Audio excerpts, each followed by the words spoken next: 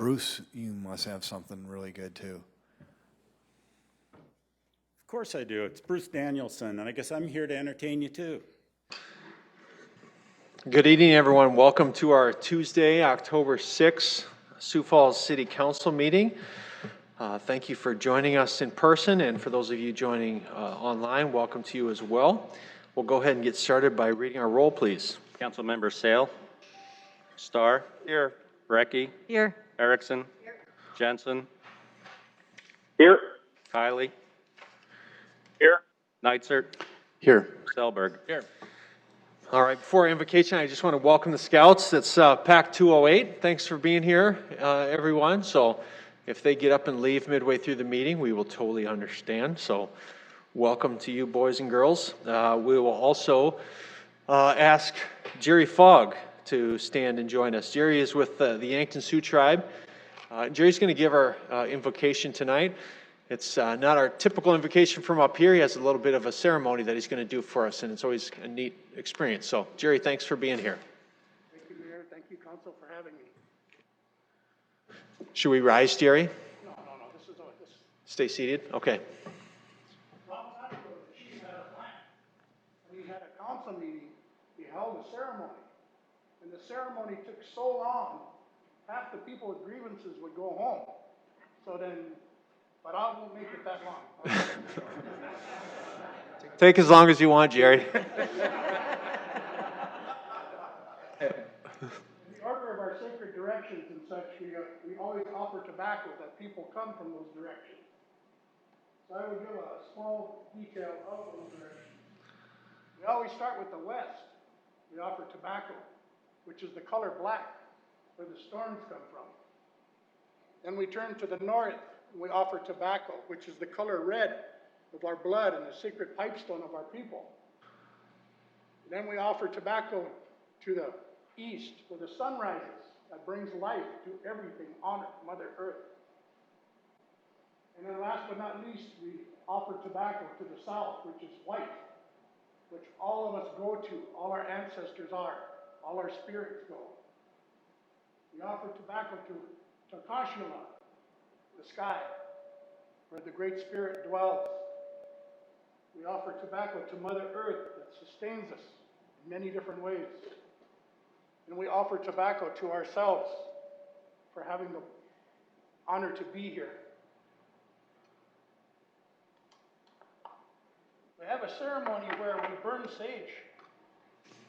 And we burn sage in many different offerings, many different celebrations, weddings,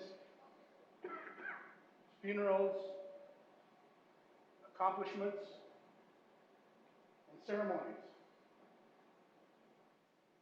In the traditional way, we would go to everybody and have you bathe in the smoke of the sage. We do this to cleanse and clarify. We open this to the room. We clear the room of all bad. So what we learn today is good, all good. And we accomplish many things in our doing so. The only thing I really ask that we do before we do the Pledge of Allegiance is to give a moment of silence to those that have lost their lives because of the COVID, and those that are suffering because of the COVID. All family members that survived their loved ones who have perished. A moment of silence.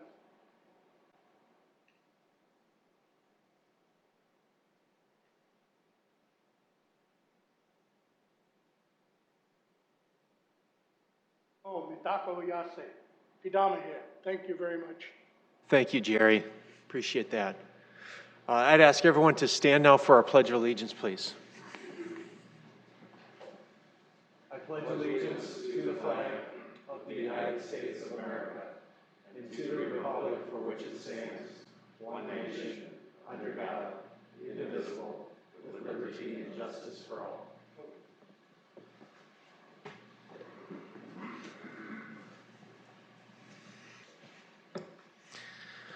All right. Thanks again, Jerry, for offering that blessing on the meeting tonight.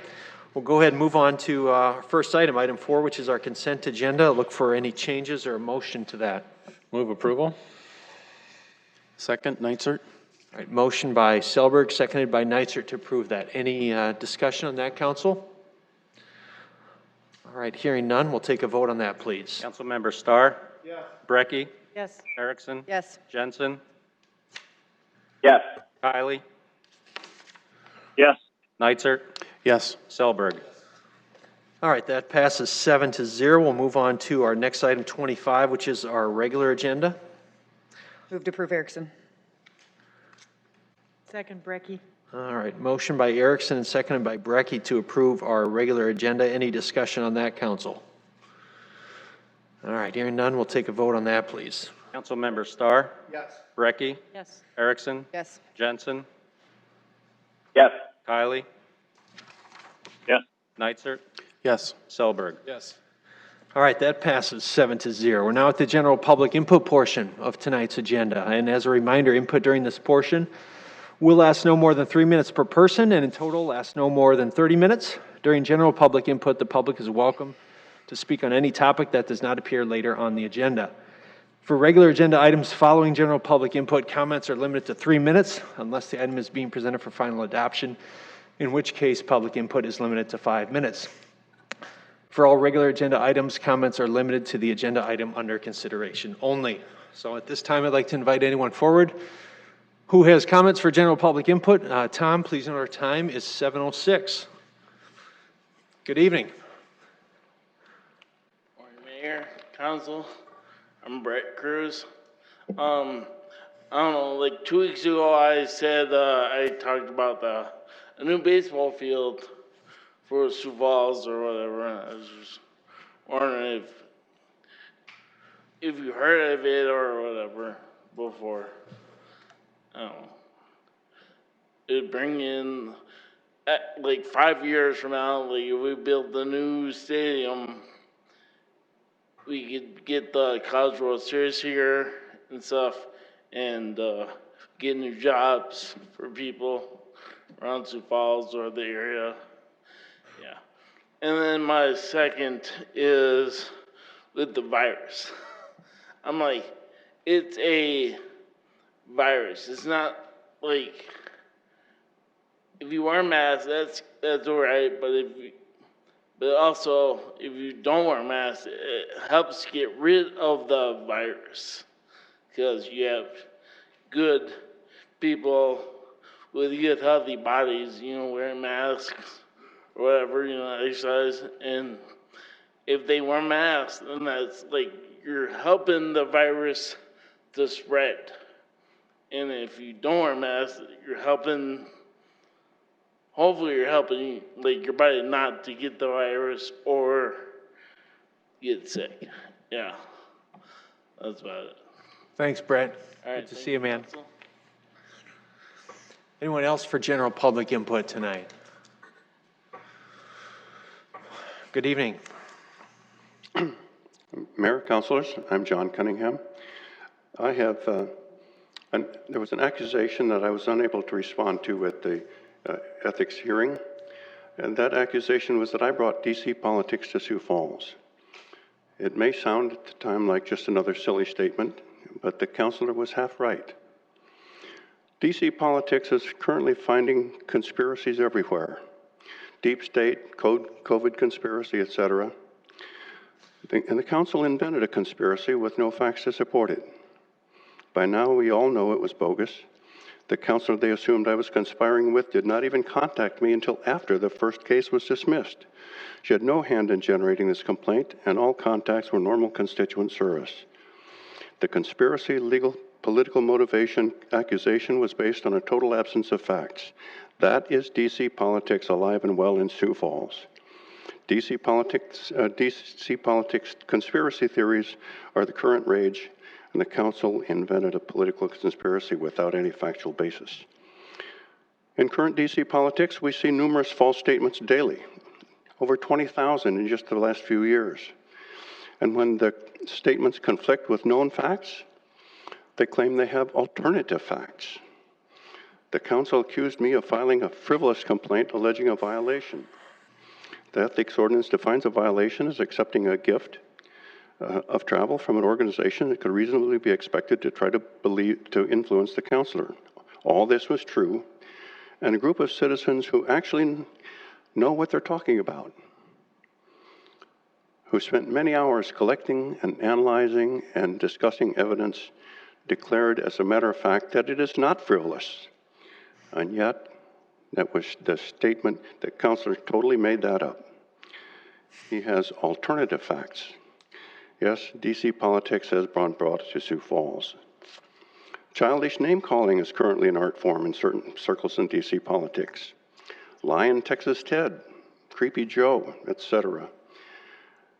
And calling me disgusting for being concerned about ethics and reporting a clear violation of ethics shows a total disdain for ethics and is clearly DC politics as usual. In DC, there is currently a disdain for ethics, facts, and science. Calling violations of the ethics ordinance frivolous and it is disgusting to report it and it is perfectly acceptable to the council shows a disdain for ethics. Some of you can claim you didn't say those things, but you didn't correct him, and you voted with him. Those statements may sound like a mindless rant, but it's partly true. It was brought to Sioux Falls, but I didn't bring them. Thank you.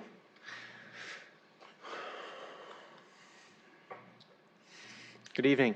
Scott Harrisman, Sioux Falls. I'm going to talk a little bit about our bike trail. The Parks Department spends a lot of money foolishly. I've seen this over the years. The levett's been torn up so many times since it's been built, I'm starting to wonder if it's a permanent construction site. I don't know what the heck's going on there, but it seems like all last summer and all this summer, they've been tearing it up and tearing it apart and then putting it back together and tearing it apart and putting it back together. It's a brand new facility. So why don't we spend some money on some logical things? Here's one of them. You guys did an ordinance where you could allow E1 bikes but not E2. I said it was foolish because you can't tell the difference between the two. That's not the problem. You need to have signs on the bike trail that tell people the state of the right. You need to have signs on the bike trail that tell people what the speed limit is. You need to have signs on the bike. You need to have a line down the bike trail so people know they got to walk on the right side or the left side of the bike trail. But one of my biggest concerns is motorized vehicles on the bike trail. It was very bad this summer. I ride my bike on there almost every day. There's one wheels. There was a kid that flew by me 20 miles an hour on a electric skateboard.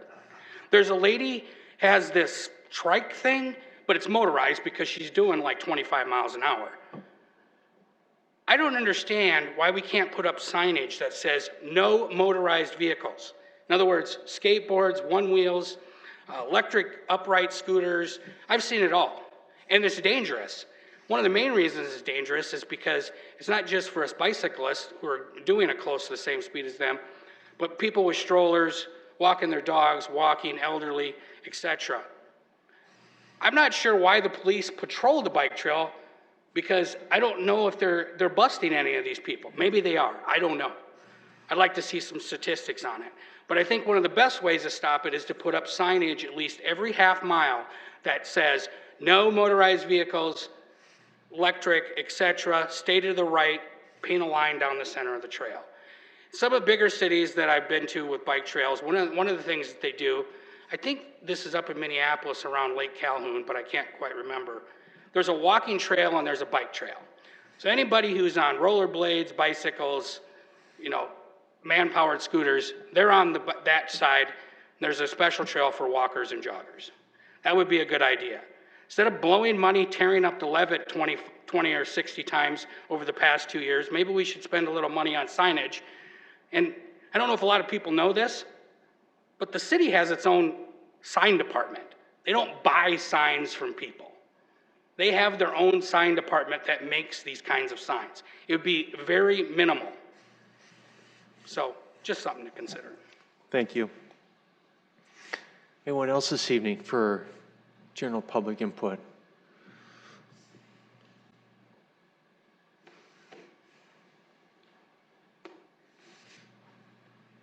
Good evening.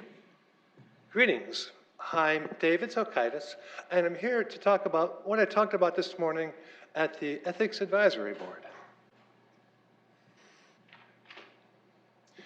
I came across this really beautiful quote. It's on the Ethics Board homepage, and y'all ought to read it just because it's so very nice.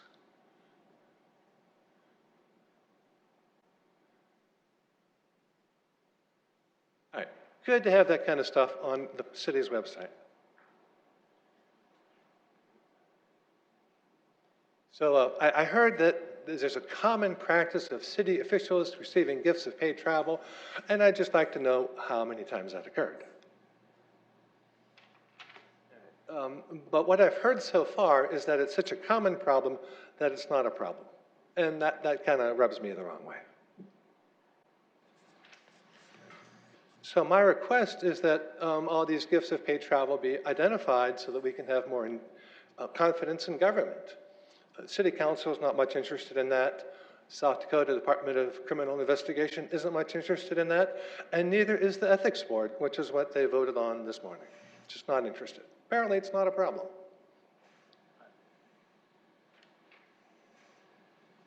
I've looked at Ordinance 35, and I've come across a whole number of problems with it. It's just hard to implement if you want to file an ethics complaint.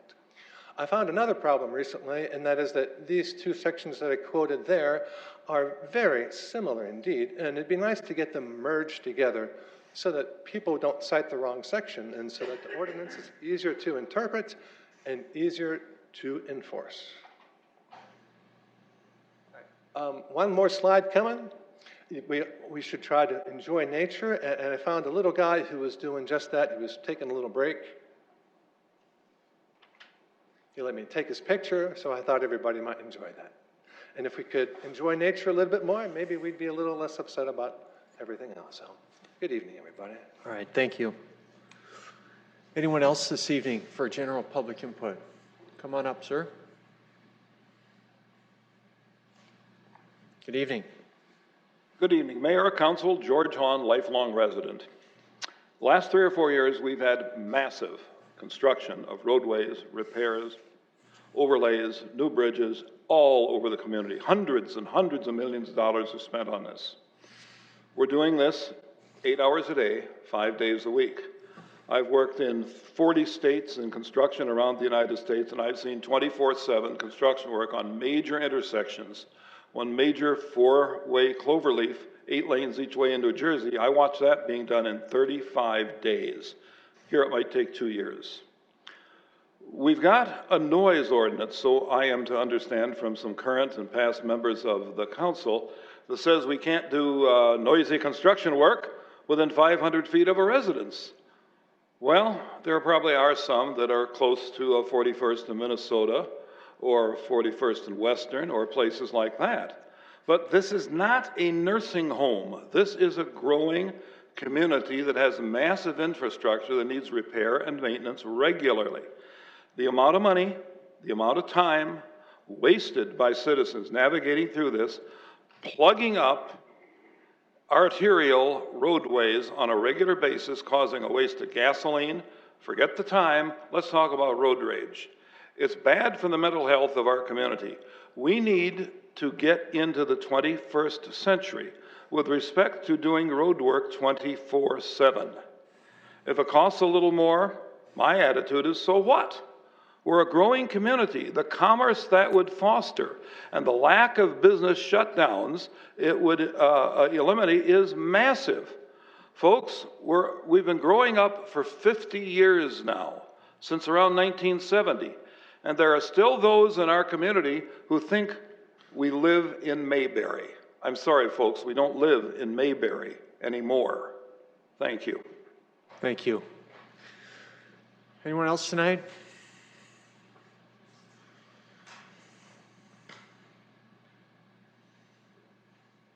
Sioux Falls. Took over the Pettigrew Neighborhood Association on Wednesday, and I get a call from a landlord. She has no trespassings on the property. When people have no trespassings on the property, the police is called. I just got off the phone with the sergeant. You give a citation. Officer Baker went over there, 301 South Summit, and did not issue citations. Barbara East feels violated. I swear to God, that we will pack Carnegie Hall because I'm the president of the Neighborhood Association. It is not going to happen on my time. Mayor, you need to get your chief of police to get the police to act and start cleaning up this neighborhood. I'm letting you know now. I have so much pull here that I'm going to be running for city council for Central District. I got enough pull. I got Costello Properties, I got Dynamics, I got Volunteers of America, we can name it. You want to talk about power? I need your policemen to start citing trespassing. Would you like it if they would sit on your property on White Church Lane and drink and cause a disturbance and you call the police and they don't do nothing? This is what just happened at 301 South Summit. This woman pays her taxes. She is a landlord. She has 6 no trespassings on her thing. We cannot have the criminals take over our neighborhood. The police need to do their job, and I don't want the police to tell me I can't do citizen's arrest because that's what's going to happen tonight. And if they want to arrest me, I'll challenge it because I have everything on video. This will not go on in our neighborhood. We already sat down there for 3 weeks why a drug dealer threw up shoes on a power line, and I emailed the mayor, and it took weeks to get those shoes down. This is not the reservation, and this is not the hood. And I have been suppressing crime for 3 weeks, and I will go toe-to-toe with these people in my neighborhood association because that's why I was voted in. They will not disrupt landlords' properties and graffiti them no more. We need the police on board, and if the police cannot do their job, then they need to get the hell out of the police department. We needed those citations issued when people put no trespassing on their property and the police catch them on their property. You need to issue citations. I shouldn't have to come back here again on these problems. The police need to get on board and get on board now. All right, anyone else this evening? All right, let's move on, please. Next item. Item 27, defer from the meeting of Tuesday, September 15, 2020, new 2020-21 retail malt beverage South Dakota Farm wine license and new 2021 retail wine license for West Mall Theaters Incorporated, West Mall 7 Theaters, 2101 West 41st Street, Suite 33. Item 28, new 2020-21 retail malt beverage South Dakota Farm wine license and 2020 retail wine and cider license for Q-Tang Pad Thai, 2700 West 41st Street, Suite 101, with conditional use permit 012669-2020 being approved on September 2nd, 2020. Item 29, transfer of 2020-21 retail malt beverage South Dakota Farm wine license, including video lottery terminals from Robert Miller, Lucky Lady Casino, 601 West 11th Street, to MG Oil Company, Lucky Lady Casino, 601 West 11th Street. Item 30, transfer of 2020 retail liquor license, including video lottery terminals from Commonwealth Gaming and Holdings, Deuces Casino 2A, 1912 West 41st Street, Suite A, to Commonwealth Gaming and Holdings, Deuces Casino 10.5, 453 West 69th Street, Suite 1. Item 31, new 2020-21 retail malt beverage South Dakota Farm wine license for Commonwealth Gaming and Holdings, Deuces Casino 2A, 1912 West 41st Street, Suite A. Item 32, request to add video lottery terminals with new 2020-21 retail malt beverage South Dakota Farm wine license for Commonwealth Gaming and Holdings, Deuces Casino 2A, 1912 West 41st Street, Suite A. Item 33, transfer of 2020 retail liquor license, including video lottery terminals from American Legion, Sioux Falls Post 15, 1701 West Legion Drive, to Crystal Investments Incorporated, Black Diamond Casino, 5113 West 41st Street. Item 34, rescind 2020 retail wine license and 2020-21 retail malt beverage license for Crystal Investments Incorporated, Black Diamond Casino, 5113 West 41st Street.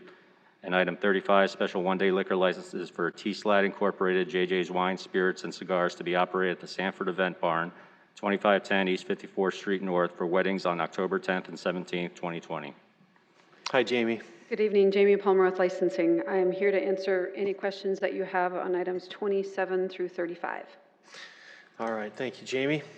Is there anyone from the public who would like to speak on any of these items tonight? All right, counselors, do you have any questions for Jamie on any of these?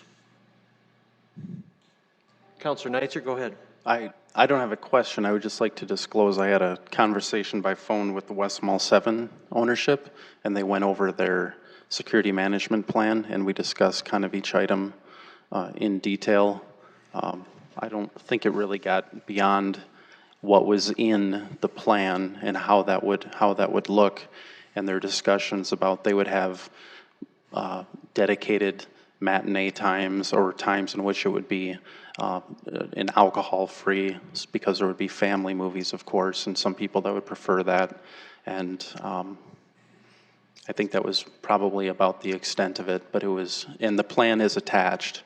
Their security management plan is online. You can see it on SIRE. Okay. So that would be my disclosures. All right, thank you. Mr. Mayor, I'd have the same Counselor disclosure. Erickson, same disclosure, okay. Counselor Starr? Ditto? Same conversation. Okay. All right, sounds like the applicant there has reached out to a lot of the counselors. Any other discussion? Do we want to put a motion on the floor on this? I will move to approve. Nitzer. Second, Brecky. All right, motion by Nitzer, seconded by Brecky to approve these items. Discussion amongst the council. Counselor Nitzer. Well, at least some of us were, maybe everybody, I can't quite recall, were here when this application at this theater was denied the last time. So I think it's, at least for the public, I should at least explain my part, that having a discussion with the ownership group, very well thought out plan, and it's very clear that in the nationwide and the industry, this is a trend. It may be somewhat new here, but this is not uncommon. But it was, I think, a really well thought out plan. They've taken some time and done that. That was a concern that we had the first time around. And obviously since then we've had the State Theater. So we obviously have that precedent, and I'm very comfortable that they have a good plan in place. And so I just want to state why I voted against and why I'm changing my vote, because the facts have changed and their plan is very good. Thanks. Thank you, Counselor. Counselor Erickson? I'd just like to echo some of those same sentiments that I had, mom of young kids, had some concerns through looking at that security plan the first go around. As Councilor Neitzert stated, this isn't new. I mean, this has been around for years. And I mean, I think that I went to one 10 years ago in another city. And so we really need to be giving all businesses the opportunity to grow and to be innovative and to be able to offer a different type of experience, provided that it's safe. And so I appreciate the owners really giving a thoughtful approach to the security plan and making sure all the I's were dotted and T's were crossed. So I'll obviously be supporting item 27 as well as the other items tonight. All right, thank you, Counselor. Other discussion on this, Counselors? Counselor Selberg. Thank you, Mr. Mayor. Mr. Frager and I probably played the world's longest deal of phone tag here over the last couple of days. Sorry we did not connect, but we traded a couple of messages. But I did, again, probably would also echo the same sentiments as far as the plan was much improved. I believe he also went above and beyond as far as reaching out to neighbors, his neighbor businesses. There was a little bit of contention that way the last time as well, so I think it is a much improved effort. He's ready to go with this, so I will be in full support. And obviously, I'm sure it's a tough business right now, like everything else, so hopefully it will help as he moves along as well. So thank you. All right, thank you, Counselor. Counselor Brecky? I would just add, I was not on the council when the council voted for it, but I was in the audience because I was running for council at the time. And even already at that time, I was a kind of a proponent of it because I had seen it work successfully in other cities. And I do think since then also we have approved the State Theater having a license, and we have had the experience of having our pavilion have a license and offering, cocktails during live shows, and there's without a problem. So I don't think that people go to movies to consume alcohol in excess, but they do enjoy a movie even more with a little bit of alcohol. So with a little bit of alcohol and a really good security plan, I think this will be, allow them to be even more successful. And I am very proud of our second run movie theater here. It is such a good, clean, the well-kept theater with, the good second-run movies. We should be so happy to have that, and it really does, make for an affordable entertainment opportunity, and I want to do everything I can to support them. All right, thank you, Counselor. Any other input, councils, on this? All right, hearing none, I'm ready to take a vote on this, please. Councilmember Starr? Yes. Brecky? Yes. Erickson? Yes. Jensen? Yes. Kiley? Yes. Neitzert? Yes. Selberg? Yes. All right, that passes 7-0. We'll move on to our next item. Item 36, second reading, an ordinance of the City of Sioux Falls, South Dakota, providing supplemental appropriations for debt repayment. Sponsor is the mayor. Mayor, I've just heard that they can't hear in the overflow room, so if our staff person could maybe alert. I think your mic needs to be closer to Is your my mic? mouth too, yeah. If you Thank move you. that thing closer, there you go. All righty. All right, good evening, Sean. Good evening, Sean Pritchett, Director of Finance. The ordinance before you is a second reading. It's been a few weeks since we've last covered this, so just again, some quick highlights on this. The purpose is appropriating funds to repay 3 bonds, 2009A, which is Quality of Life 2, and then 2009B1 and 2009B2, which are the flood control bonds for the city of Sioux Falls. The ordinance before you appropriates $25.2 million from the general fund to the sales and use tax fund, and then simultaneously appropriates again from the sales and use tax fund, where debt service is typically paid the equal amount of $25.2 million. Total amount outstanding on these bonds is $31.5 million. The difference between the appropriations request tonight and the $31.5 million is the debt service payment that we would be normally making in November 15th, as well as funds that we hold in trust on behalf of these bonds. So those would be released and be available to pay down principal as well. The intent, if this is approved tonight, would be to retire those bonds on November 15th. And with approval of retirement of these bonds, they would obviously not be refinanced as part of our public safety bond, which is forthcoming and moving forward to a funding which was previously approved by you, freeing up paying off these bonds will free up $40 million in cash flow within the sales and use tax capital fund over the next 20 years, 32 million of that being in the next 9 years. So this will free up capacity within the sales and use tax fund to make additional investments in important infrastructure here in the community of Sioux Falls over the next several years. It also allows for a level repayment for the public safety bond over its 20-year lifespan, which will reduce the interest expenses for that particular bond as well. Overall, it reduces debt obligations for the city. It is an optimal cash flow strategy, utilizing unbudgeted excess cash that will be used to reduce the city's debt. And with that, I'm happy to answer any questions that you have today. All right, thank you, Sean. Anyone from the public who would like to speak on this item tonight? Councilors, do you have any questions for Sean on this one? All right, look for a motion on it. Move to approve, Erickson. Second, Selberg. All right, motion by Erickson, seconded by Selberg on this. Discussion, councilors? All right, hearing none, we'll take a vote, please. Councilmember Starr? Yes. Brecky? Yes. Erickson? Yes. Jensen? Yes. Kylie? Yes. Neitzer? Yes. Selberg? Yes.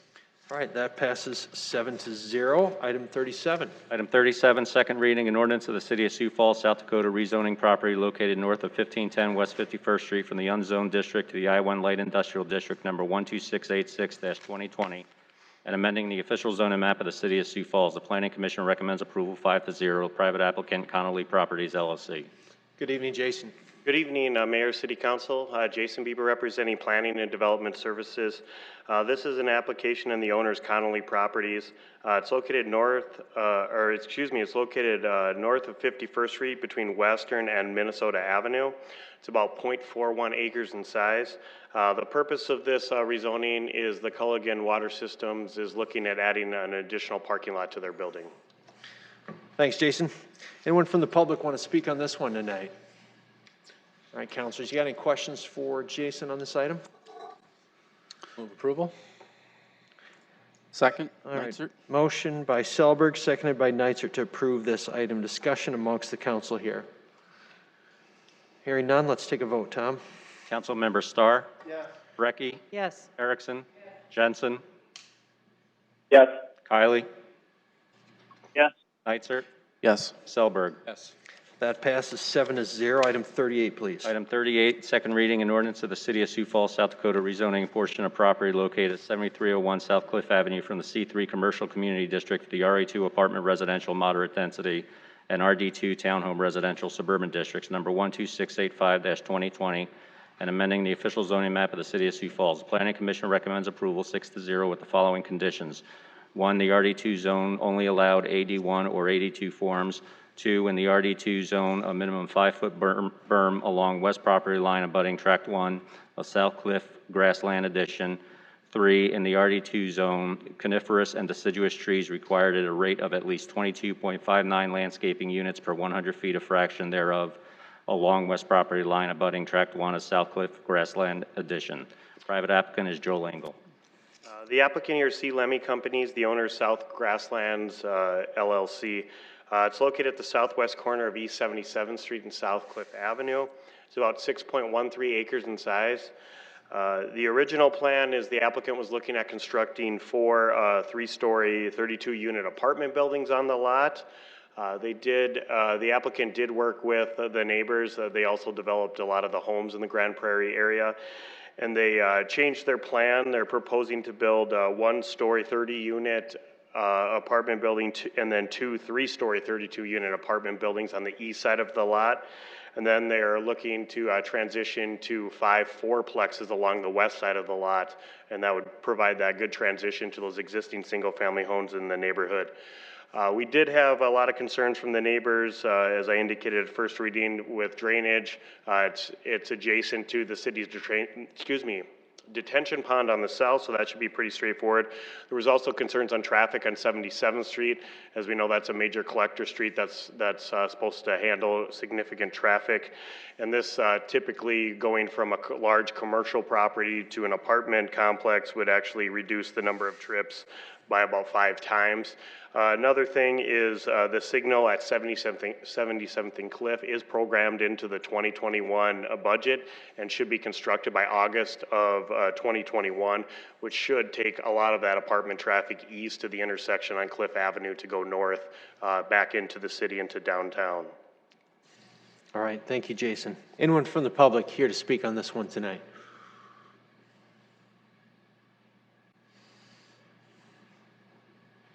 Good evening, sir. Yeah, good evening. Good to be here. And I'm a neighbor that lives in the neighborhood of Grand Prairie. Can you state your name, sir? My name is Doug Van Hoff. Thanks, Doug. And my concern is obviously the traffic in this particular area. I believe that the city wants it on 69th and 85th. And as the 77th is being highly used, all I ask is if they could, find a way to make it less attractive, so maybe it looks like a gated community like it does on the other side on Minnesota. I just think that would deter people to jet through there and make a shortcut due to the construction that was done on Minnesota. There's a lot of people that were looking for shortcuts, and they ended up grabbing 77th and going through from Cliff to Minnesota or Minnesota Cliff. And I've noticed a lot of home sales that are increasing on 77th, which, at the end of the day, if these people move out, property values will go down along that 77th.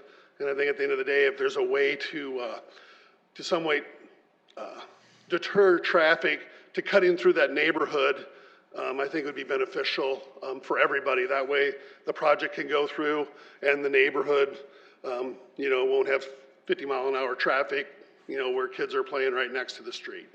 And that's all. Thank you, Doug. Appreciate it. Anyone else here to speak on this item tonight? All right, counselors, do you have any questions for Jason on this one? Move approval. Second, Nitzert. Okay, motion by Selberg, seconded by Nitzert to approve this item. Discussion amongst council on this one? Counselor Nitzert, go ahead. I guess just to be clear, so the first condition, RDT zone only allows 81 and 82. So is that just mean they can do no more than, what would that be, 4plexes? Because 83, I think, would be like 8 unit. Correct. The 82 would allow up to 4 units. Okay, and then, so where they have the berm and the trees, which I think will be very, very nice. What's on the other side of there? The other side of that is the city detention area. So you've got, 150 to 200 foot stretch there before you get to a house on the other side of the berm. Okay, well, and the applicant is okay with this condition? These were actually conditions that the applicant proposed to us that with talks with the neighborhood, stuff like he said, he indicated he had built a lot of those houses and is continuing to develop in Grand Prairie. So wants to keep those relationships good. So those were actually ones brought up by the applicant. Okay, very good. Thank you. Any other questions for Jason while we have him up here? All right, thanks, Jason. We do got a motion, a second discussion amongst the council on this. All right, hearing none, let's take a vote on it, please. Councilmember Starr? Yes. Brecky, Yes. Erickson, Yes. Jensen, Yes. Kylie, Yes. Neitzer, Yes. Selberg. Yes. That item passes 7-0. Item 39, please. Item 39, second reading, an ordinance of the City of Sioux Falls, South Dakota, rezoning portion of property located at 4501 West 85th Street from the C3 Commercial Community, C2 Commercial Neighborhood and Streetcar, O Office, RA3 Apartment Residential, High Density, and RD2 Townhome Residential Suburban Districts to the C3 Commercial Community, C2 Commercial Neighborhood and Streetcar, LW Live Work, RA3 Apartment Residential, High Density, RA1 Apartment Residential, Low Density, RD2 Townhome Residential, Suburban, and CN Conservation Districts, number 12684-2020, and amending the official zoning map of the City of Sioux Falls. Planning Commission recommends approval 5-0. Private applicant Joel Dykstra. The applicant is Joel Dykstra and the owner is RMB Family LLC. This is located at the southeast corner at 85th and Tallgrass Avenue, just about a half a mile east of the proposed interchange on 29. It's roughly 65 acres in size. The purpose of this rezoning is they're shifting around a little bit of the zoning within the area, and then they're looking to construct phase 1, which will be that RA3 portion in the middle of the proposed development. All right, thank you, Jason. Anyone from the public here to speak on this one tonight? Counselors, do you got any questions for Jason here? Look for a motion on it. Move approval. Neitzer? Second, Erickson. All right, motion by Neitzer, seconded by Erickson to approve this item. Discussion, counselors? Hearing none, let's take a vote on it, please. Councilmember Starr, Yes. Brecky, Yes. Erickson, Yes. Jensen, Yes. Kylie, Yes. Neitzer, Yes. Selberg. That passes 7-0. Next item, please. Item 40, second reading, an ordinance of the City of Sioux Falls, South Dakota, rezoning portion of property located at the northwest corner of 41st Street and South Ellis Road from the AG Agriculture District to the LW Live Work and C3 Commercial Community Districts, number 12645-2020, and amending the official zoning map of the City of Sioux Falls. Planning Commission recommends approval 5-0. Private applicant Luke Jessen. The applicant here is Luke Jessen with Lloyd Companies. The owner is the Ulrich family. It's located at the northwest corner of West 41st Street and South Ellis Road. It's about 23.25 acres in size. The purpose of this rezoning is the applicant is looking at constructing a new subdivision with some commercial uses fronting Ellis and then some office and apartment uses as you start going to the west. All right, thank you, Jason. Anyone from the public here to speak on this one tonight? Council, questions for Jason on this rezone here? Move approval. All right. Second. Neitzer? Motion by Selberg and seconded by Neitzer to approve this. Any discussion? Hearing none, let's take a vote, please. Councilmember Starr, Yes. Brecky, Yes. Erickson, Yes. Jensen, Yes. Kylie, Yes. Neitzer, Yes. Selberg. Yes. All right, that passes 7-0. Next item, please. Item 41, second reading, an ordinance of the City of Sioux Falls, South Dakota, rezoning property located at 3113 Southwestern Avenue from the RS Single Family Residential Suburban District to the RD1 Twin Home Duplex Residential Suburban District, number 12605-2020, and amending the official zoning map of the City of Sioux Falls. Planning Commission recommends approval 5-0. Private applicant is Tom Moran. The applicant and owner here is Tom Moran. It's located on Southwestern Avenue, about a block or 2 blocks north of 41st Street. It's about 0.164 acres in size. The purpose of this rezoning is the applicant is looking at constructing a duplex on this currently vacant lot. All right, thank you, Jason. Anyone from the public here to speak on this one tonight? Any questions for Jason, council? Move to approve, Erickson. I got a second? Second. Neitzer? Seconded by Neitzer on that. Any discussion, councilors? Hearing none, let's vote on that, please. Councilmember Starr, Yes. Brecky, Yes. Erickson, Yes. Jensen, Yes. Kylie, Yes.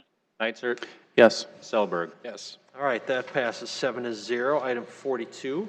Item 42, and second reading, an ordinance of the City of Sioux Falls, South Dakota, amending the Code of Ordinances of the city by amending Chapter 30. City Council sponsors or council members Christina M. Erickson and Greg Neitzer. Councilor Erickson. Thank you. This is the second reading. We went into it in pretty good detail last time. This simply just gives us more flexibility with our committees to allow us to meet and have them be assigned, so to speak. So should we want to study something in more detail or work with the administration on something, this is where we can really utilize those committees better. Really, it's just posted every Tuesday, and I don't know the last time a committee has actually ever met. The other thing I do want to point out is that all agendas for the City Council Committee, they shall be posted with at least a 24-hour notice. And so I think that's important that we are going above and beyond state law to be transparent and making sure that the public is notified of when we meet, because it is listed as an open meeting and any counselor can attend those meetings, whether you are on public services, audit, fiscal, land use, whatever it might be. This item was taken through the Operations Committee, in which the Operations did ask to move it forward, and so myself and Councilor Nitzert are bringing you this as the second reading. Happy to answer any questions and feel like this is really just a better way to have our committees right now. Thanks, Councilor. Anyone from the public here to speak on this one tonight? All right, councilors, let's get a motion. We'll move into discussion. Move to approve, Erickson. Second, Nitzert. All right, motion and a second by Erickson and Nitzert there. Discussion, councilors, on this one. Councilor Brecky. I would just hope as a follow-up that this will free up some time on our calendar, because currently our calendar has these pre-scheduled committee meetings which don't occur, and then, you know, they're routinely canceled. And so now that would open up a block of time that would normally be set aside for city business for council members. So I'm hoping that we can use that time wisely and perhaps have more briefings on emerging issues or issues of concern that are raised, you know, as they're coming up for council hearing, and, you know, schedule that time appropriately and make good use of it. And, you know, perhaps, again, there's been discussions about again, doing a little more briefing of the council as a whole, and maybe in lieu of the mayor's directors meetings, which I think the attendance is you know, is slim on those, and I think it maybe is just a better plan to move into a situation where we can have the whole council be briefed, you know, on these issues as they emerge. So I'm hoping that we'll make use of that time as a follow-up to this move, which I'm very supportive of. Thank you. Any other discussion, council? All right, hearing none, let's vote on this item, please. Councilmember Starr? Yes. Brecky? Yes. Erickson? Yes. Jensen? Yes. Kiley? Yes. Nitzert? Yes. Selberg? Yes. All right, that passes 7-0. Item 43, please. Item 43, second reading an ordinance of the City of Sioux Falls, South Dakota, amending the Code of Ordinances of the city by amending Chapter 39, Personnel Regulations and Benefits, Retirement and Pensions, Section 39.036, Application to Appoint of Officers. Sponsors are council members Rick Kiley and Kurt Sale. Councilor Kiley, would you like the floor here? Yes, I would. Thank you, Mayor. This is the third time that we've discussed this, and it's basically a motion to bring back a portion of the bump back, which would enable the police chief and fire chief to retain their previous position before that they held prior to being appointed to police chief or fire chief. And the reason we're bringing this back is because the police and fire operate in a very rank and file system. They promote often from within. And also, for me personally, it would be very difficult for a police chief and a fire chief to go to a different position. Certainly, they couldn't do it inside the city. They would have to most likely go outside of the region in order to find a comparable position. So the ability to move back to their previous position that they held in police or fire, I think it will just simply encourage, especially younger candidates that have the qualifications to take that leap of faith. And so following public input and the motion to approve, I will make a rather lengthy amendment, and then Director Bill O'Toole will address that amendment as well. Thank you. All right, thank you, Councilor. Is there anyone from the public who would like to speak to this item tonight? All right, councilors, can I get a motion on the floor, please? Move to approve. Second, Erickson. All right, motion by Kiley and seconded by Erickson on that. Counselor Kylie, you want to introduce that amendment then? Yes, I do, and it's fairly lengthy, and before I read through it, I'll state that it does not change the intent of this item. And Director O'Toole will address it following the motion. So I move to amend by replacing any appointed officer within fire or police or any other appointed officer with, except for the police and fire chief, anyone, and adding section C to be read as follows. The police and fire chief, irrespective of appointment date, who at the time of his or her appointment thereto was in the civil service of the city shall, upon his or her removal from a point of office, be returned to his or her former position and pay as an employee of the city, and the period of his or her tenure as an appointed officer shall be included in his or her civil service rights. This provision does not apply to a police or fire chief who has been removed from a point of office for any reason that would warrant a demotion, suspension, or discharge of any employee who is subject to this chapter. Second, Erickson. All right, motion by Counselor Kylie on that, and second by Erickson on that amendment to the main motion.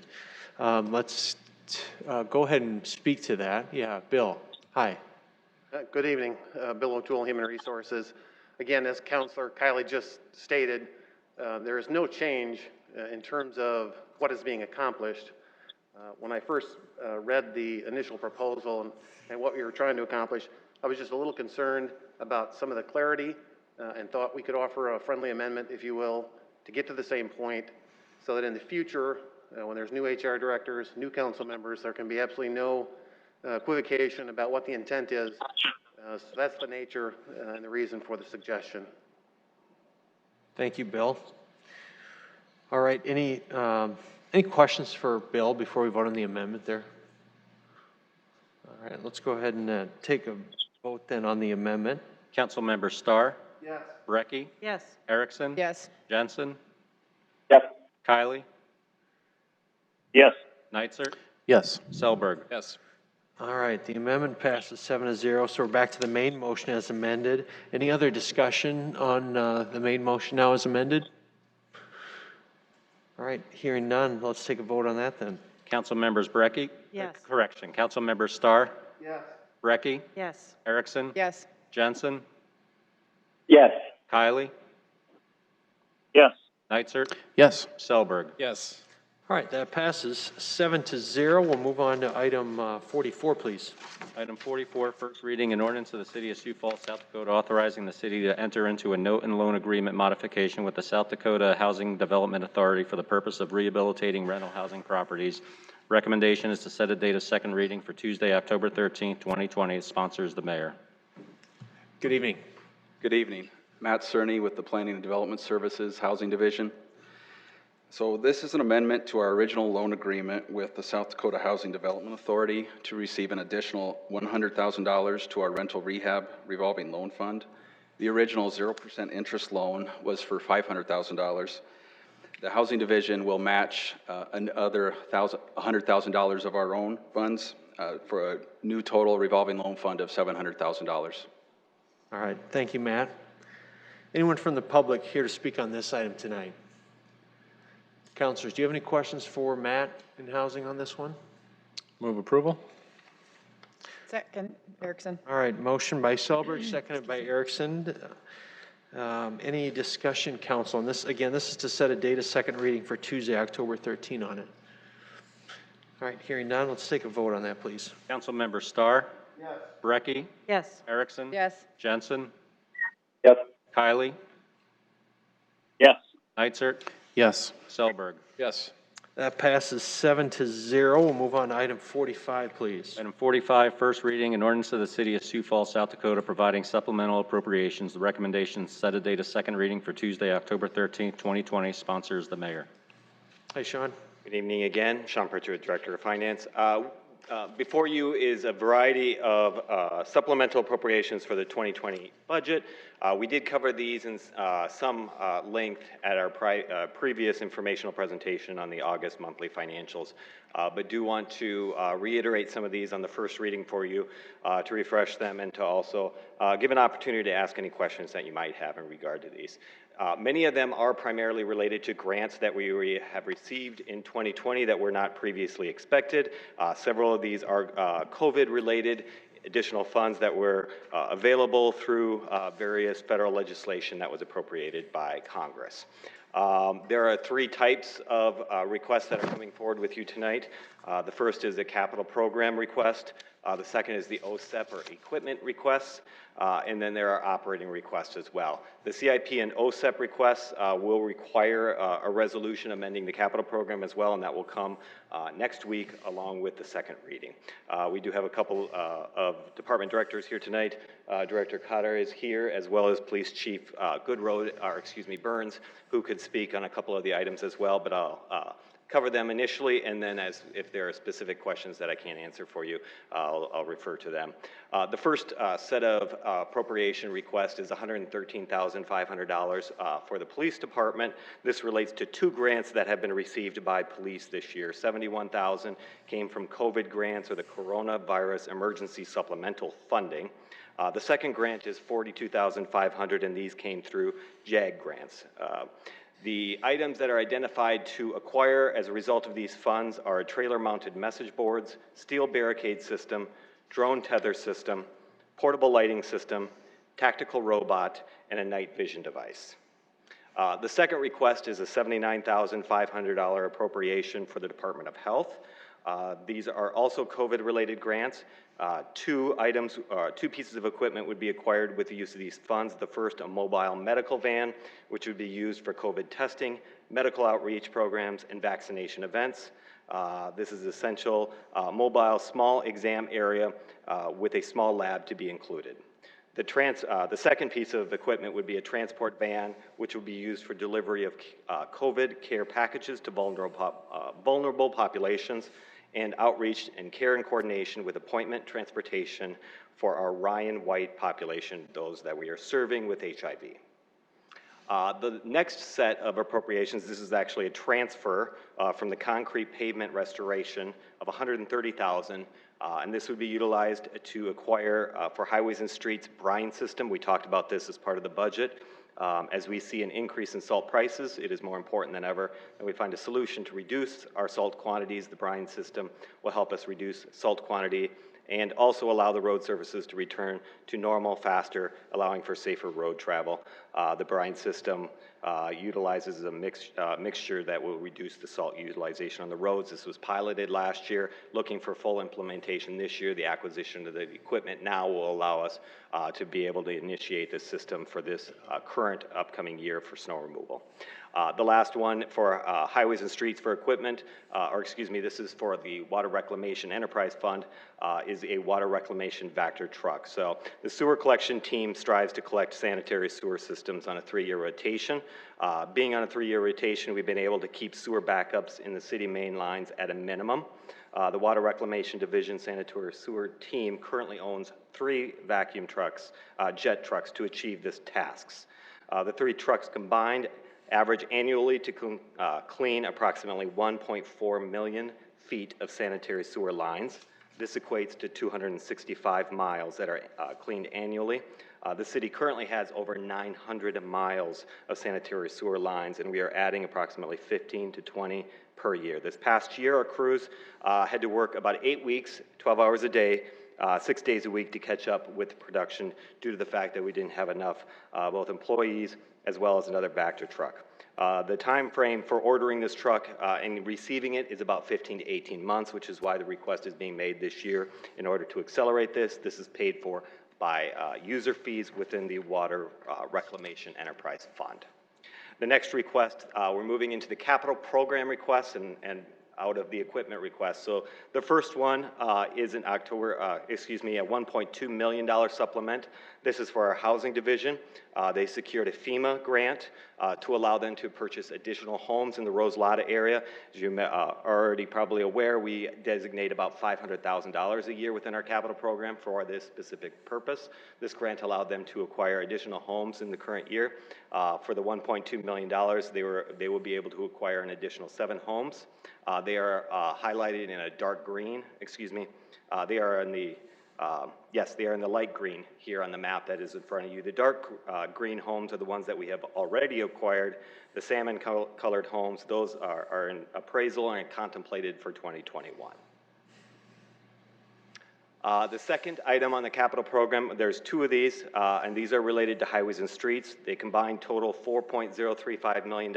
These are pass-through funds from the state, so we are appropriating the funds, but they are netted out and received from the state. The first is for Marion Road for $1.03 million. Project design is currently underway. An accelerated schedule is needed for improvements to be completed for the upcoming development of Foundation Park. Project is not yet bid, but would be this fall to allow for traffic signal equipment procurement. There are long delivery times related to signal poles and controllers. Ramp improvements include adding traffic signals at both the I-90 and Marion Road interchange ramps, turn lane improvements, and ADA improvements. Construction is slated to be completed by the fall of 2021. The second one for $3 million is related to 41st Street. This would be west of the I-29 interchange and 41st Street. Typical section consists of reconstructing the 6 lanes with center median. The majority of the widening that is happening on the south side of on the corridor. There are 2 total acquisitions near the corner of Marion Road needed, plus multiple lots, H-lots for acquisition along the corridor. So I believe most of this funding is being set aside for acquisitions. Project is to be bid by the South Dakota Department of Transportation in the fall of 2021, with construction over the 2 years of 2022 and 2023. The interstate bridge will remain open during construction. Ramps will have periodic closures. So that is the end of the capital program items. The operational items that are before you as part of this ordinance, the first one is for planning and development, and this is for the TIF fund. So the assessments and the amount of tax proceeds from 3 particular TIFs, TIF 15, Sanford Sports Complex, 16, Whittier Heights, and 21, Cascade, were higher than originally budgeted. These are pass-through funds, so it has net no impact on our budget, but this is to appropriately budget and have those budgeted within those for those pass-throughs. The second one is for $1 million for housing. There's 2 items related to here. $400,000 is related to the ESG grant. This was received for setting up the recovery center earlier on in the COVID pandemic that was set up for a period of about 45 days. There's also additional funding available as needed for setting up a second phase of that emergency shelter as well. The $600,000, the other $600,000 is from the CDBG program. It was another appropriation that we received directly to the city of Sioux Falls. This will be, is planned to be utilized for helping to stand up the housing clinic, as well as for other affordable housing initiatives. The city was recently made aware of another $800,000 that we have received through CDBG, but that is not included here, would be brought forward later in the year or early in 2021, depending on when those funds would be utilized. The last one that we talked about at length, the previous informational is related to our entertainment venues, the entertainment tax fund for $2.5 million. This is related to anticipated losses for the convention and the event center complex as a result of closures and loss of activity related to the pandemic. I will note that over the past several years since it opened, the event center from an operating perspective has been profitable. Over that time period, it's generated an equity or profit position of $5.2 million. They hold those funds on behalf of the city to the benefit of the city, but is used for operations for the event center, so those funds have accrued over time, and those would be utilized to help cover the anticipated loss related to the event center for this year. I do want to go into that a little bit more detail because I know there was a lot of questions at the informational related to this item. So first I will note the net loss through August of this year has been $1.8 million. And again, we project this being closer to $2.5 million or so by the end of this year. Events revenues, so overall events revenues for this year are $5.45 million under budget, and that is through August. That is directly related to the cancellation and postponement of 20 concerts, 137 conventions, events, and other corporate functions, 23 sporting events. These would be related to the Stampede, as well as the football, and as well as other events that have been canceled, NCAA events, as well as high school basketball and all-state chorus.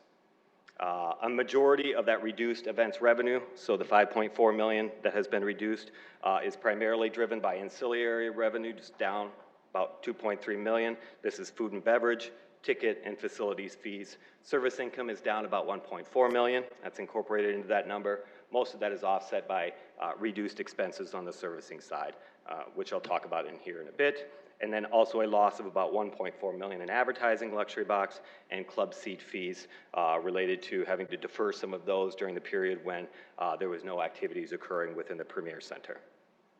Cost of events, so this is what's netted off that $5.45 million. They are down $2.1 million under budget. So the expenses, fewer events, obviously you're gonna have fewer event expenses related to those. $1.1 million of that is related to service expenses. About $760,000 is related to parking, novelty, suites, and so forth. So in total, net events revenue is down approximately $3.3 million. Below that then becomes your indirect operating expenses. And as they are noted here on the slide, those are down approximately $1 million. The most significant reduction there is in staffing of about $407,000. So there has been reduced full-time staffing. 6 positions were eliminated. 1 has been furloughed, and several have been put on a every other week basis, given the more limited activity that has been occurring there over the last several months. And of course, part-time staffing has been essentially eliminated, except to the extent needed for the various events as they begin to reoccur here at the facility. Utility expenses are down about $250,000, so we're still incurring a lot of utility expenses, obviously, to keep the facility up and running at a bare minimum, but they are down because of the lack of events and not the necessity for the lights and so forth. Contracted services are down approximately $235,000. While not optimal circumstances, it is the nature of the environment, unfortunately, that we are currently operating in. We will continue to adapt to the changing circumstances, but on the positive side, most concerts have been rescheduled for 2020, with most activity focused in May and the months thereafter. We are starting to see an uptick in scheduled events that are occurring there. Sporting events from the Stampede and so forth are expected to return here in the months ahead. I did have an opportunity to be at the convention center today, observed another corporate event that was going on. I attended an event with the chamber today, socially distanced, so they have adapted well. The buffet was served behind plexiglass and by staff, so again, they are taking safety measures to ensure safe and healthy return to service. I also had the opportunity to see the first in-person performance of the symphony at the Washington Pavilion, and I can tell you between the chamber event today and the symphony that occurred this weekend, I think there was an overall good feeling of goodwill of people appreciating the fact that they are able to attend these type of events again, experience live music again. Again, the Premier Center continues to work to innovate as well. They'll be hosting their first drive-through concert or drive-in concert next week for King and Country. The ticket sales for that have gone very well. So they are adapting as we continue to adapt until things become more normalized. But we are seeing more normal activity, and I think that will continue to hopefully ramp up in the days and months ahead. So with that, I'm happy to answer any questions you have related to any of the appropriations requests. All right, thank you, Sean. Anyone from the public who would like to speak to this item tonight? All right, councilors, do you have any questions for Sean on this first reading here? Councilor Neitzer, go ahead. First of all, thanks for elaborating on all the event complex revenues and expenses, and particularly things that they've done to cut expenses, because that was good to know. Obviously, we're hopeful for the future, but I know finance does a really good job of, you're always conservative and you're always stress testing and looking at things. So what if we maintain the status quo for like another year? Does the entertainment tax do okay? The entertainment tax will be fine. We will continue to flex on our repair and maintenance needs as we go forward. This has been somewhat of a lost year, per se. It seems as if we've kind of moved everything a year down the road in terms of our expectations for major replacements and so forth because of the reduced funding, not just from the operations of the event center, but frankly from the reduced funding that we've received through the entertainment tax. So we'll continue to adapt going forward. In particular, looking for ways that we can continue to reduce expenses, especially if this continues for another 14 to 18 months, which I don't expect at this point, but we need to be prepared for all things. And we seem to have rebounded pretty strongly as it relates to restaurants and bars and things like that, so that helps to continue the fund balance to offset some of the straight event losses, I guess. And we're in the fortunate position that we were profitable for many years. Those funds were not spent. They were held by ASM Global. And they give us, it's unfortunate because we would hope to utilize those funds for some replacement of major capital items in the future, but we'll continue to adjust based on that. But they are at least able to easily absorb the unfortunate losses from this year. Sure, we built up a piggy bank, and on a rainy day, we're able to kind of spend down some savings and ride it out, which is a good place to be. The only other comment I would make, and it's, I guess, maybe near here or there, but it's, I see there's a Vector truck listed, and I think maybe about a year ago I did about a half-day ride-along on that, and that thing is cool. That's a neat deal. It's an amazing thing, and the bits they have, they can go through there, and they can bust out anything, and it's amazing. There's hundreds of miles of pipes underneath and critical infrastructure, and you don't even think about it. But this thing is like, the shop vac on steroids, and amazing cameras and all that fun, so it's really critical infrastructure, and they're very aggressive about proactively doing this throughout the city, as you said, to continue like a 3-year cycle, and that makes sure that your house doesn't have a sewer backup, whereas, if we're not on that, because you'd be amazed when you're out there, you see this kind of stuff that gets down in there, whatever. So, and then the storm drains as well, too. There's all kinds of crazy stuff that gets down there. And so it's an important investment. It's not sexy, but it's important. So. Thank you.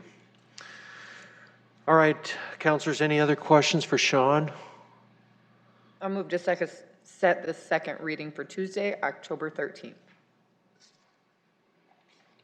Second. All right, motion by Erickson, seconded by Neitzer on that. Discussion amongst the council on that. All right, hearing none, let's take a vote on that, please. Councilmember Starr? Yes. Brecky? Yes. Erickson? Yes. Jensen? Yes. Kylie? Yes. Neitzer? Yes. Selberg? Yes. That passes 7-0. We'll move on to item 46. Item 46, a resolution authorizing the mayor to enter into a contract amendment for the lease agreement for 4000 West 57th Street. Sponsors the mayor. Good evening, Council. Scott Rust, Finance Department. This is an amendment to the lease agreement for the facility that will become the Sioux Falls Police Department report-to-work location. This resolution, if approved tonight, would allow for the city to pay for approximately a third of the cost of the roof replacement over in that facility. Currently, the landlord is willing to pay for the full cost of the roof. However, he's going to be replacing it with a 29-gauge exposed fastener steel roof. In talking with the folks over at Facility Management, they recommended that we upgrade that roof to a 26-gauge roof. Basically a hidden fastener roof, 20-year warranty type roof versus a 10-year warranty. The cost share is approximately $27,000, a third of the cost, and it would provide a better wind and hail damage load than what we're currently seeing with what the landlord would like to put on the facility. Since we are going to be, potentially purchasing this facility, again, 5 years down the road, after we have purchased it, we wouldn't want to be replacing a roof. This would get us 20 years down the road. I think it's a wise investment and potentially could save us some money on our insurance premiums too. All right, thank you, Scott. Anyone from the public who would like to speak to this item? Councilors, you got any questions for Scott on this one? Move to approve, Erickson. Second, Selberg. All right, motion by Erickson, seconded by Selberg to approve. Any discussion amongst the council here? All right, let's vote on it, please. Councilmember Starr? Yes. Brecky? Yes. Erickson? Yes. Jensen? Yes. Kylie? Yes. Neitzer? Yes. Selberg? Yes. That passes 7-0. Next item, please. Item 47, a resolution authorizing the mayor to enter into a contract amendment for the management and operation of Sioux Falls Transit. Sponsors the mayor. Good evening, Sam. Evening, Sam Trebilcock, City of Sioux Falls Planning. So this contract that we currently have is between City of Sioux Falls and First Transit, and that's the transit management contract. Its first was entered into in January 1, 2017. So what this is a contract, a resolution to allow the mayor to sign into a contract amendment. So one of the things within the contract right now and what it was in regard to is insurance. So pursuant to the agreement, First Transit is required to secure insurance for the transit vehicles and for coverage of the transit system. So part of that agreement, First Transit is allowed to, or is required to, put in and agree to what you call a waiver of subrogation. And so they are pursuant to the agreement, First Transit has waived on behalf of itself and the insurers and any all rights of subrogation against the city and its employees. Well, that's been a fairly long-standing agreement requirement. However, when we've been trying to secure new insurance, updated insurance, we have been unable to do that. We've tried to procure insurance twice now. And because of that waiver of subrogation, no one is willing to provide insurance for that because of that waiver of subrogation. Now, part of that, to give you an example what's going on, is there was a city vehicle about a couple years ago that did get into an accident with a transit bus, and it was that city vehicle's fault. So because of waiver of subrogation, First Transit had to pay for that accident even though they were not negligent for it. So as you can imagine, that didn't sit very well with the insurance company because they couldn't, in that case, try to get payment from the negligent third party. So they're saying, hey, there's a lot of city vehicles around. This can happen more and has happened more than just once. So other insurance companies are also not willing to do that. So what this agreement or this amendment would do is take out that waiver of subrogation so that we're allowed, so we're able to secure insurance. The other thing that this contract does is also within the force majeure, I think that's, I don't know if I'm saying that correctly, that section, we're updating that, just clarifications to that section to ensure there's things about the pandemic in there, that doesn't apply, because that force majeure section is just to ensure there's not unforeseeable circumstance that prevents someone from fulfilling a contract.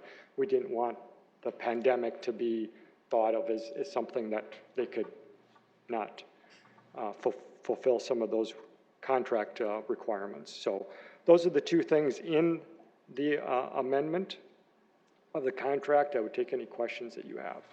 Thank you, Sam. Anyone from the public who would like to speak to this item here? All right, councilors, do you have questions for Sam on this one? Councilor Neitzer, go ahead. Does this apply only to the automotive part, the vehicles? Yeah, well, policies, yeah, it is because really the city insures the buildings. Okay.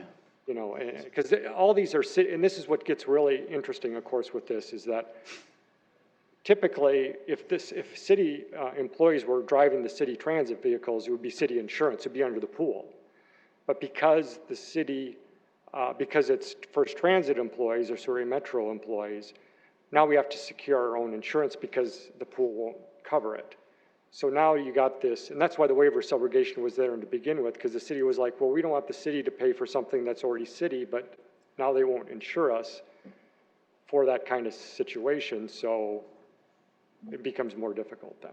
So if a city planning vehicle hits a bus, they get in an accident, they will now be subrogation where the insurance companies do their normal thing and figure out and figure out who pays or whatever. That's what we're talking It doesn't have anything to do with the private insurance. It's just because it's between city and First Transit.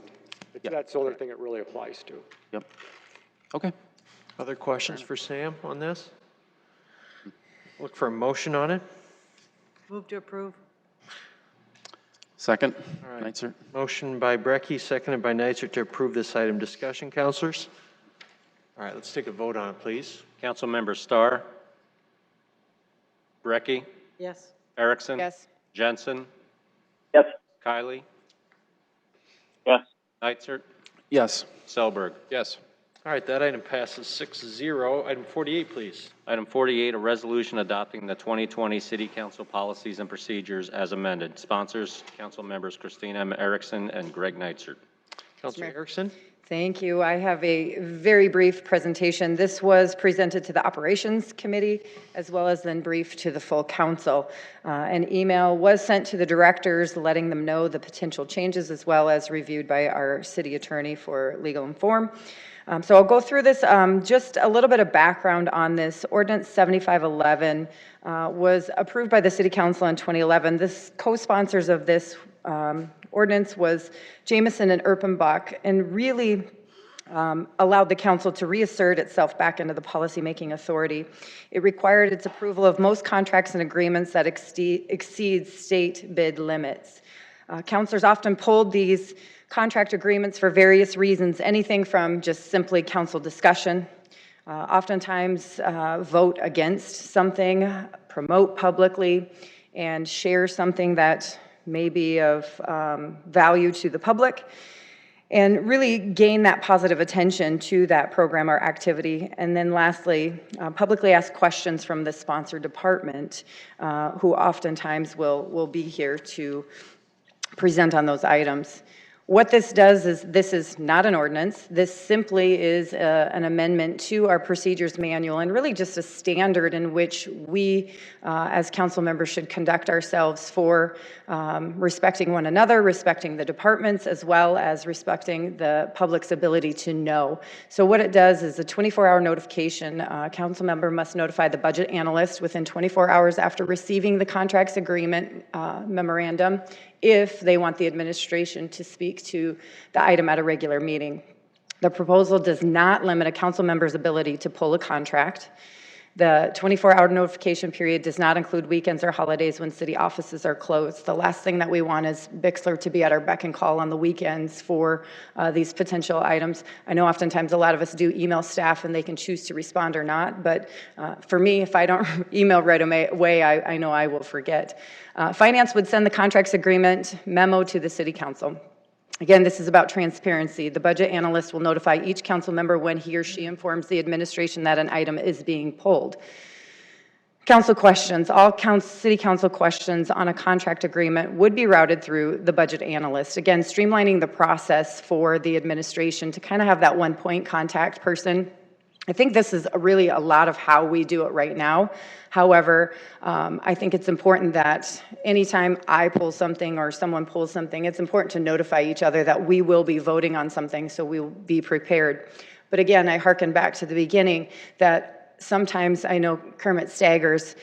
He sometimes would pull items and he simply would just want to vote no. He wouldn't require anyone to be here, and that's what he chose to do. Sometimes we may want to talk about an item such as triage and say, you know what, I got an email from Jill Franken, I'd like to read the statement on it, and it would maybe not even require her to be here for that. And sometimes we may just not like something and we want clarification and we want the administration here to explain one of those contract items. Again, this does not limit anyone's ability to pull an item. It simply is respect for the administration as well as our colleagues. That's about all I have, as brief as I can be. I know there's been some misinformation about really what this truly does, but again, it's not an ordinance, it's a resolution in how we conduct ourselves and making sure that each of us are informed as well as the administration. Happy to answer any questions. Thank you, Councilor. Anyone from the public here to speak on this item tonight? All right, councilors, let's get a motion on the floor and we can move into discussion. Move to approve Erickson. Second, Neitzer. All right, motion by Erickson, seconded by Neitzer to approve this. Discussion amongst the council on this? All right, hearing none, let's go ahead and take a vote on it, please. Councilmember Starr. Yes. Brecky. Yes. Erickson. Yes. Jensen. Yes. Kylie. Yes. Neitzer. Yes. Selberg. Yes. That item passes 7-0. Item 49, please. Item 49, notice of transfer of appropriations on the memorandum dated August 31st, 2020. All right, Councilors, new business. Councilor Neitzer. Yeah, a point of personal privilege, if I could. On behalf of, I'm sure, the entire city council, I want to wish a happy birthday to Tamara Jorgensen, our assistant city clerk. Great employee, longtime employee, and she really, really takes care of us and does a great job with the customers, and we have a lot of affection for her. So happy birthday. Happy birthday, Have a Tamara. lot of affection for her cupcakes in the back, too. Very good. Thanks for the cupcakes. Any other new business or points of privilege here, council? All right, look for a motion to adjourn, please. So moved. Second. All right, motion by Neitzer, seconded by Selberg. All those in favor say yes. Yes. Opposed? All right, we are adjourned. Have a good night, everyone.